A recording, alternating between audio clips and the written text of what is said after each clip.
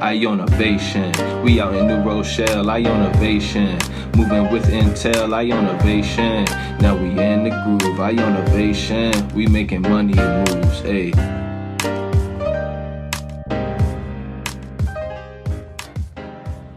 Hello, Ionavators. Welcome back to the Ionavation Podcast. I'm Riana. And I'm Gerry. And today we have a special guest, a creative entrepreneur, Steve Lucin, here. So welcome, Steve. Thank you for having me on the podcast. Awesome. Excited to be here. So tell us a little bit about yourself, where you're from, stuff you're into. Got you. So I am a creative entrepreneur. I run organizations and businesses and brands that have to do with bettering oneself. Mm-hmm. And that could be one person or a whole organization. Yeah. So I have my personal brand, which is stevelucin.com, right? I help personal brands and small businesses do branding and marketing, right? I have my first business, which is Halucinated Design. It's branding and marketing for entertainment and nightlife.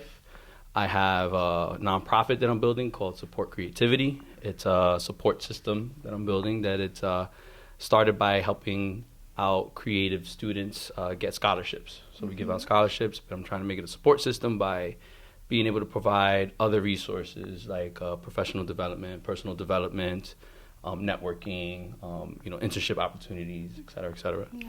And I have another brand called Legacy Greek that's more branding and marketing for fraternities and sororities in college. Awesome. So I guess that's like sort of me in a nutshell. I'm obviously a creative. I started as a graphic designer and just started building and growing. Now more, I see myself as a business owner / creative director, and growing a team of other creatives to make it all happen. So like, what is a creative entrepreneur? So creative entrepreneur, I label myself a creative entrepreneur because I honestly just started labeling myself that. I noticed that I was running these brands and these organizations and these businesses, and then I see what the definition of an entrepreneur is, and it's like, yeah, I guess I am, but I label the word creative there because it just all has to do with the arts and design. All of my businesses have to do with being creative, delivering branding, delivering marketing, social media, content, everything that has to do with media. I'm all in it. Yeah. Awesome. Cool. So if I'm starting a business and I hire you to do my branding and marketing, what type of process are you going to take me through? What type of tools are you going to give me to succeed? That's a great question. So I have a certain process, and it may not be the same as every other process, but I've been refining it, and I like it, and it works. So if you're going to start a business and you're the founder, you come to me, I always start with a personal vision exercise. In this personal vision exercise, we figure out what your vision is, right? One of the things that any founder needs to do is have, I believe, personal mastery. And that's understanding oneself, understanding what it is that you're trying to bring into the world, what you're trying to do.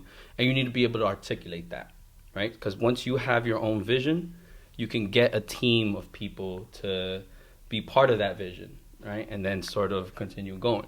So I need to understand that from you first, right? And then I'll share my vision as well. And if there's any sort of overlap in our visions, I know then that we are meant to work together. If our visions are completely different in different directions, then I would say we're not a really good match, and you have to find somebody else. Yeah. So once we understand your personal vision, then I take you down a path called brand discovery. So brand discovery is sort of like the personal vision exercise, but we figure out more about the brand's soul. So with the brand discovery, that's where we figure out the brand's why. Why does the brand exist? The brand's mission, the brand's vision. We start to figure out the brand attributes. So what type of culture does your brand try to put out there? What impact does your brand make? What's the X factor, right? What makes your brand different than all the other brands out there? We figure out the voice of the brand, right? So it's not just a logo design, right? It's understanding all these different aspects of why your brand exists. And then we take all of that, including understanding who your target audience is, right? We take all of that, and then we match and create a brand, you know, the logo, the typography, the color palette, that matches that. You know, we create it so that they're harmonious together. From there, then we start to execute the brand. That's where the website comes in, the social media marketing, the email marketing, content on, you know, video content, YouTube, whatever it is that we discover in the brand discovery phase. That's where we start to execute that brand. Because if I give you a logo, you know, what are you going to do with it? Right? It's like you got to continuously push your brand out there and show the people why you exist and why they should be part of your community. Awesome. Does that make sense? Yeah. So, like, speaking of, like, branding, right? Like, I had the pleasure of meeting you at our CEO Gale Talk. So, like, something that we did was we followed your vision workbook. So, like, just for the viewers, like, tell us a little in it, like, a little simplified, like, what your mission was kind of behind it and such. So for the actual personal vision exercise, sure. So the idea with the personal vision exercise is to, again, understand what your vision is. And it starts with the relatively simple but complex question at the same time. It's you know, what is it that you deeply imagine, a result in your life that you deeply desire, right? You know, what does it look like? What does it feel like? And this is taking, you know, you're asking a very personal question, and I'm telling you to don't hold back, right? Like, don't care if it's possible or impossible. Just imagine, like, the ultimate, you know, the thing that you want, right? And it could be, you know, somewhere that you live. It could be a relationship that you want to have. It can be where you see yourself as a successful blank or whatever, right? From there, you know, you start to actually write it and articulate it down. I think it's very important to write things down because we're all in our heads, we're all in our mind. But if you and I don't think people really ask you that type of question, right? So when you start to articulate it, things become a little bit more real, or you start to understand what it is that you desire and what it is that you want. So then, and then the whole exercise goes through you know, we write that down, we reflect on that, then we go deeper and we go into different dimensions of your life. So we ask the same question, but about your self-image, about the relationships you want to have, about your ideal living environment, about the ideal work situation, all so that we can figure out what your life purpose is. And I think once we understand that, you know, anything that you go towards, whether it be a career path or a job that you're going to take, or if you create your own, you know, business, that life's purpose is going to get sprinkled onto that business that you're going to create or whatever it is that you're doing. And as long as you're following that life purpose, you'll be in your own correct path. And that's what the whole vision exercise is set out to do. Awesome. So when it comes to entrepreneurship, marketing, and branding and stuff like that, you seem like you are very educated in that. You're an expert in that. What do you wish you knew 15 years ago, 10 years ago that you know now? Oh, that's a great question. 15 years ago, that's tough. I'm not sure how to answer that, but what I can say is that 15 years ago, I was trying to learn technology. I mean, I've always been really interested in technology, right? And I think the idea is to try and have your finger on the pulse. So if there's new technology emerging, a new feature that's coming out, try it out, you know, and play with it and see if you can master it. Because other people may want to learn more about it. And if you're in the position to teach it to somebody, you're in a very good position because you can potentially monetize that, right? And so 15 years ago, what I would say is try and teach the things that you know. And it could be very, very simple things, you know? And I know nowadays, if you're out there and putting yourself as a expert in anything, right? It could be an expert in doing a simple Photoshop project, let's say, you know? If you could teach somebody how to do that and put it like on YouTube or Instagram or something like that, that's gonna like position you higher up than somebody who's not doing that, even if you're just learning it right now. Yeah. So even like the things that your guys are learning right now in school, if you learn it and then teach it to somebody else via, let's say, video, fire, you're gonna be in a very, very good position.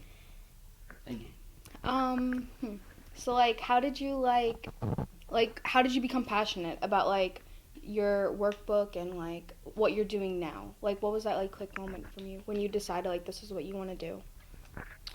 I mean, it was quite the journey, I would say, because in the beginning I was an artist in high school. Then I went into engineering because I thought that's where money was going to be at, but engineering wasn't for me. So I ended up switching my major to electronic media arts and communications. It was straight A's from there, which was very awesome, you know, and that was a very defining moment in my life, because it's like, okay, I needed to follow my heart. I needed to understand that, you know, I need to be in the design and technology world, and started following that and did well, right? Graduated, was kind of forced to start my own business because that was during 2008. The market crashed. So I decided to go straight into grad school, learned how to animate, and I was like, oh my God, I love animation. This is awesome. I can make things move, right? So like the technology that I saw on TV became accessible. You know, it's like I can make the things that I see on TV, and that just blew my mind. You know what I'm saying? So I guess to answer your question, the passion just came in from learning. Right. You know, I just love learning, and that's one of the things that I discovered when I did the personal vision exercise, that one of my goals, one of my primary goals, is to always have learning in my life, right? If I'm always learning, then I know I'm in the right path. Another primary goal for me is community. I realized that community is a big deal for me, right? So like me being able to be part of this podcast with this community of young entrepreneurs is very fulfilling to me. So that's why I know I'm in the right place, I'm in the right direction, because I understand both learning and community are big deals for me, and that's what I'm trying to go towards. So I think, again, just to reiterate the passion, it's understanding oneself. You know, what are the things that excite you? You know, and I think that's the question you have to answer and try and follow and go towards that. Awesome. One cool thing too that you do is VJing, and I don't know. Oh yes. I don't know if VJing. a lot of people know what that is. So can you just like talk about like what that is and like what it means to you? Yeah. Absolutely. So VJing is, you could think of it as being a DJ, but for video and animation.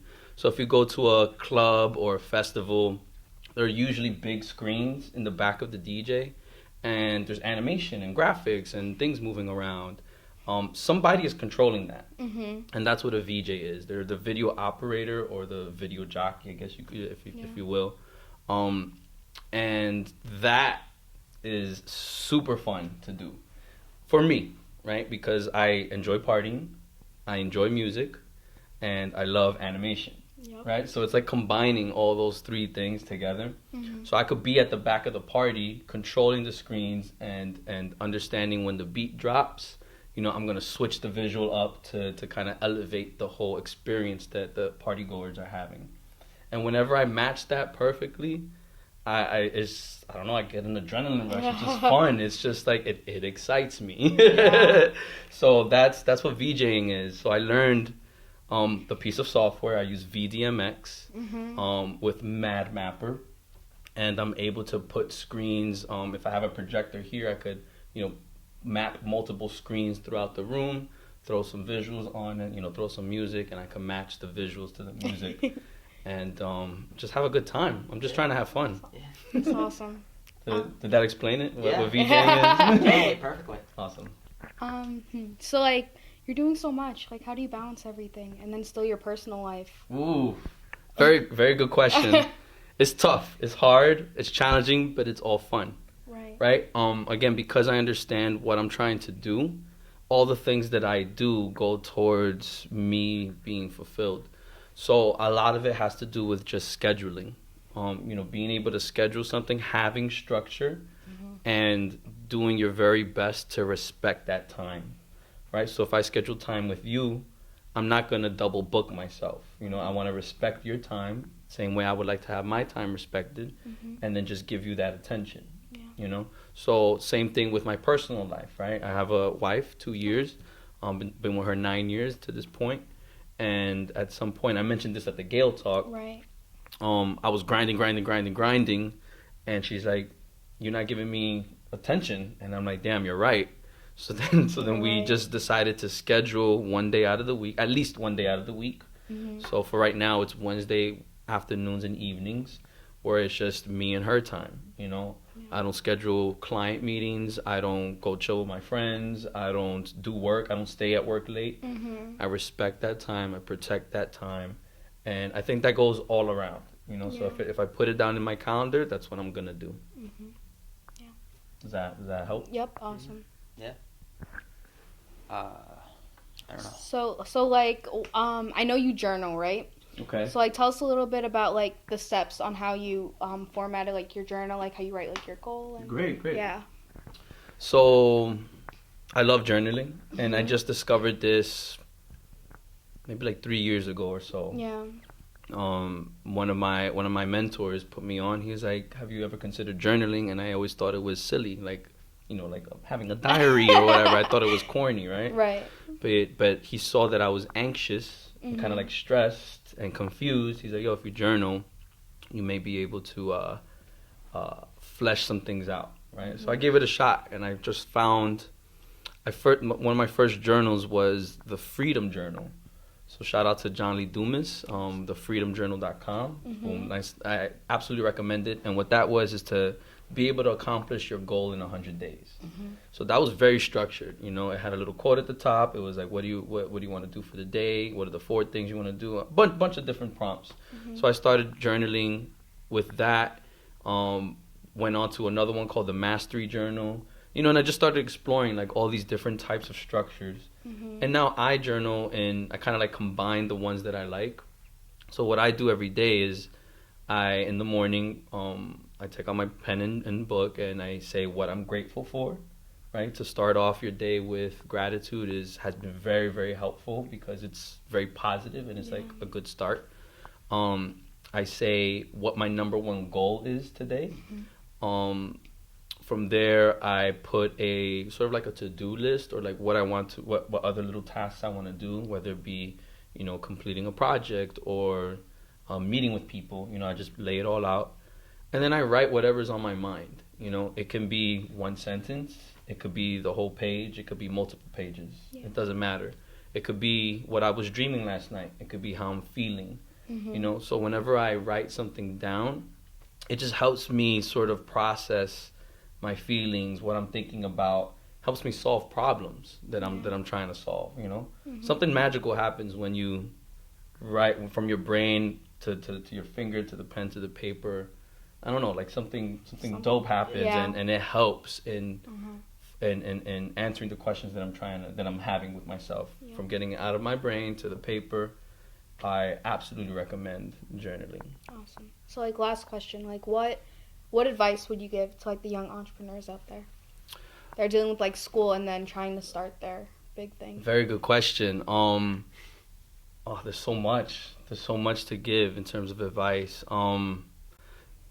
If it's a young entrepreneur, what you guys have a very great advantage of is energy, right? Because in your 20s, you can have an all-nighter, go to a party, and make it to class the next day, still get an A in the class.